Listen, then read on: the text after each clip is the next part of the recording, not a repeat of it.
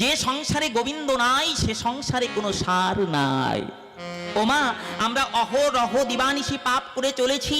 ভগবান বললেন কলিতে 84 লক্ষ পাপ আর 3 লক্ষ পুণ্য। তাহলে এত পুণ্যের পরিমাণ কম, পাপের পরিমাণ বেশি, সেই পাপ থেকে আমরা মুক্তি পাবো কি করে? ভগবান বললেন কলির জীব সমস্ত পাপ থেকে মুক্তি পেয়ে যাবে যদি একাদশী ব্রত করে। হরি বল। একাদশী, এই একাদশী বারে বারে বলো মা, একাদশী একাদশী একাদশী একাদশী একাদশী, আমি একাই দোষী, আর কেউ দোষী নয় গো, নয় গো। ওমা, এই সংসারটা একটা হসপিটাল, এই যে বাড়ি একটা হসপিটাল মা। কেমন? হসপিটালে দিবানিশি রোগী ভর্তি হয়, কিন্তু সংসার রূপী হসপিটালে সবাই রোগী হয়ে পড়ে রইল। কেমন রোগী মা? এরা কৃষ্ণ কথা বলে না, এরা হরি কথা বলে না, শুধু সংসার সংসার করে। এটা তো একটা রোগ মা, ভবব্যাধি। আমরা সংসারের রোগী হয়ে এই সংসার রূপী হসপিটালে পড়ে রইলাম। ওমা বলছে এই রোগ থেকে মুক্তি পেতে গেলে, অসুখ থেকে মুক্তি পেলে তোমার ঔষধি খেতে হবে। কোন ঔষধি? নাকি কৃষ্ণ নামামৃত সুধা যদি পান করতে পারো তোমার এই সংসার রূপী ব্যাধি চলে যাবে। তাই বলছে একাদশী, তুমি এই সংসারে একাই দোষী। তুমি দোষ করেছিলে বলে তাই এই মর্তধামে মরতে এসেছো। ওমা, দোষ না করলে কেউ এই মর্তধামে আসে না। তার প্রমাণ কি মা? কত দেব কত দানব অভিশাপের কারণে মর্তধামে এলো, তারা মনুষ্য কুলে জন্ম পেল। ভোলানাথ স্বয়ং অভিশাপ পেল, তাই তিনি কলিকালে অদত্ত হয়ে জন্ম নিল। শুধু তাই মা, যিনি ব্রহ্মা তিনি কিন্তু অপরাধ করেছিলেন গোবিন্দ চরণে। ব্রহ্মারও কিন্তু অভিশাপের কারণে তিনি মুসলমান কুলে জন্ম নিতে হয়েছিল, যার নাম হলো যবন হরিদাস। হরি বল, হরি বল। তাহলে দিবানিশি আমরা সংসারে অপরাধ অন্যায় করে চলেছি, এ থেকে মুক্তি পাবো কি করে? বলছি তোমার কোনো কিছু করবার দরকার নাই, ভক্তি ভরে একটু একাদশী ব্রত পালন করো, তোমার সমস্ত দোষ চলে যাবে। একাদশী পালন করলে জীবের দোষ মুক্তি হয়ে যায় মা। ভব পারে তার করি লাগে না, ভগবান হাতে ধরে পার করে দেয়। তোমার একাদশীটা কি? নাকি একাদশীটা হচ্ছে ভগবানের অঙ্গ থেকে সৃষ্টি হওয়া একটা নারী শক্তি।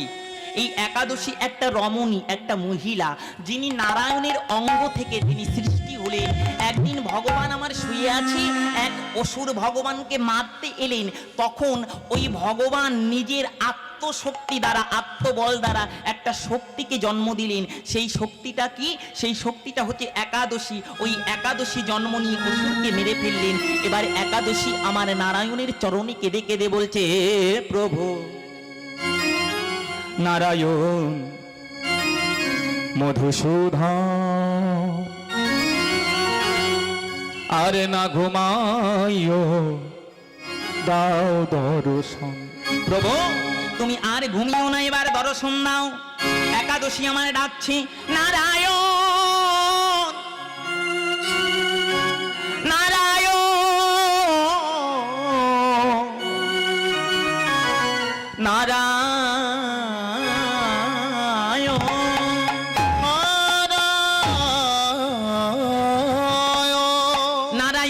নারায়ণ বলে ডাকে।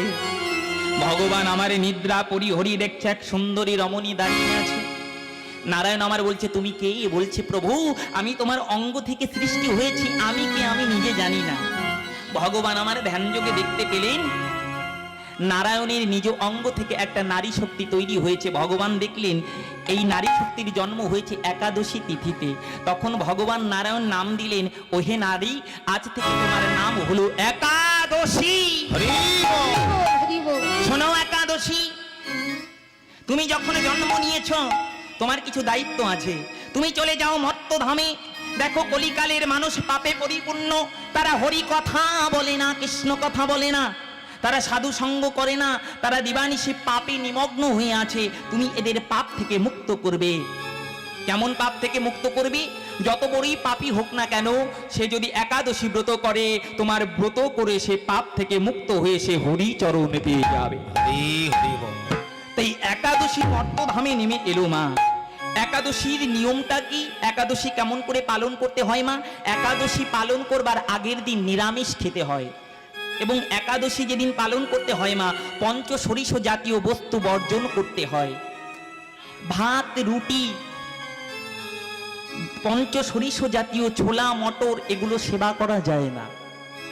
সেবা করলে অপরাধ হয়। সরিষার তেল, তিলের তেল এগুলো সেবা করা যায় না। কেবলমাত্র ঘিয়ের তেল না হলে সূর্যমুখী তেল সেবা করা যায়। এদিন ফলমূল খেয়ে উপবাস করতে হয় মা। যদি ফলমূল না সেবা করতে পারো, সবজি রন্ধন করে সেবা করতে পারো, সন্দক লবণ দিয়ে, কাঁচা লঙ্কা দিয়ে, কিন্তু কোনো পঞ্চশরীষ সেবা করা যাবে না। আপনি গরম দুধ সেবা করতে পারবেন, আপনি চিনি সেবা করতে পারবেন, কিন্তু কোনো মাছ, মাংস, পেঁয়াজ, রসুন, আমিষ জাতীয় সেবা করতে পারবেন না, তাহলে অপরাধ হয়ে যাবে। একাদশী পালনের নিয়ম হচ্ছে একাদশীর আগের দিনে নিরামিষ খাওয়া, তারপরের দিন একাদশীর ব্রত পালন করা, পরের দিন নিরামিষ খেয়ে ভগবানের পুজো দিয়ে উপবাস ভঙ্গ করা এবং সাধু সঙ্গ দেওয়া। ওমা, এমনি করে যদি একাদশী পালন করতে পারো তাহলে তোমার জীবনের সমস্ত পাপ খণ্ডন হয়ে যাবে। শাস্ত্রে বর্ণনা করছে মা, একাদশীর দিনে হরি নাম করতে হয়, কৃষ্ণ নাম করতে হয়, সাধু সঙ্গ করতে হয়, দান ধ্যান করতে হয়, তাহলে পাপ থেকে মুক্তি পাওয়া যায় মা। ওমা, শুধু তাই নয়, শুনে নাও, এক একটি করে বলবো। ওমা, যে নারী সংসারে ভালো হয় সেই সংসারে কিন্তু শান্তি হয় মা। যদি নারী যদি ভালো না হয় তাহলে সংসার কিন্তু ভালো হয় না। ওমা, একটা নারী যদি ভালো হয় পুরুষের উন্নতি হয়, আর একটা নারী যদি আনারি হয় পুরুষের কিন্তু অধঃপতন হয়ে যায়। দেখবেন মা, সংসারের মা যদি ভালো হয়, মা মাটি, মা খাঁটি মাটি, আমাদের মাটি যদি ভালো হয় তাহলে সংসার কিন্তু সুখের হয় মা। তাই শাস্ত্রে বললেন সংসার সুখী হয় রমণীর গুণে। একটা রমণী যদি ভালো হয় মা, সংসারের সুখী হয়, সংসার সুখী হয় মা। একটা মা যদি কৃষ্ণ ভক্ত হয়, সংসারের কিন্তু সবাই কৃষ্ণ ভক্ত হয়। ও মা, পতির পুণ্যে কিন্তু সতীর পুণ্য হয় না, সতীর পুণ্যে পতির পুণ্য হয়। তাই মহাসতী দুর্গা পতির অবমাননা সহ্য না করতে পেরে নিজের পিতা দক্ষ কুণ্ডে নিজের প্রাণ বিসর্জন করেছিলেন। শুধু তাই নয় মা, একটা নারী যদি সতী হয় মা, মরা স্বামী বাঁচাতে পারে না মা।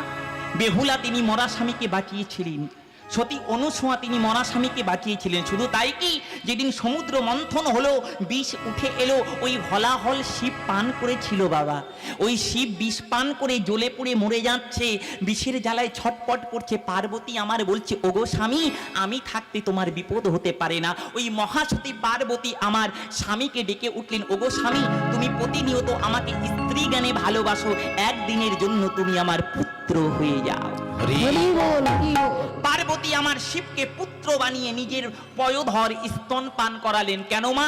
নারীর স্তনে অমৃতের কলসি আছে মা, তাই নারীর দুধের ভিতরে অমৃত মেশানো আছে। পার্বতীর পয়োধরে ছিল অমৃত, স্তনে ছিল অমৃত, সেই অমৃত পান করে শিবের বিষের জ্বালা মুক্ত হলো, আর শিবের বিষ জমা হলো এই কণ্ঠে। সেদিন থেকে শিবের নাম হয়ে গেল নীলকণ্ঠ। তাহলে মা, যেদিন শিব বিষ পান করলো, পার্বতী তাকে বাঁচিয়ে দিল, কিন্তু পার্বতী যেদিন মারা গেল শিব বাঁচাতে পারল না। কেন বাবা? পুরুষ কোনোদিন নারীকে বাঁচাতে পারে না। ও মা, একটা নারী পুরুষকে বাঁচাতে পারে। তাই আমার কালী, যিনি কালী মা, যিনি কালেরও কাল, তাই তিনি কালী।